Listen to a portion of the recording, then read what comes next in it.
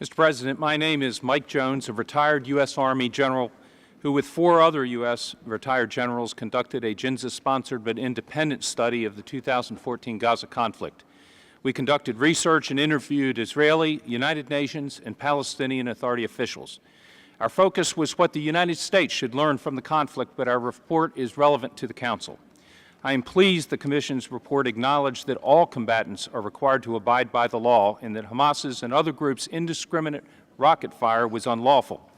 However, it's disappointing the report fails to condemn these groups for unlawfully failing to distinguish themselves as combatants, as well as purposely co-locating among civilians, knowingly placing them at risk with absolutely no military necessity to do so.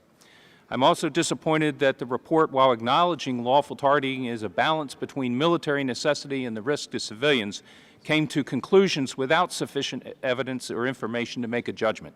Specifically, they condemned the IDF for engagements without any information on the IDF's objectives, military necessity, or known information on our risk. Our team did, in fact, have access to much of that information, and we concluded the IDF consistently applied lawful criteria in their targeting. Conversely, we concluded that based on verifiable information on launch sites, weapons and ammunition storage sites, command locations, and the trajectory of fired weapons, Hamas habitually violated the law by attacking civilian targets with no military value and deliberately placed Gazans at risk without military necessity. It's disappointing none of the commissioners had military experience, but also did not use the studies that we and other professionals have done in conducting their investigation. So I urge the Council to correct these deficiencies. Thank you, Mr. President.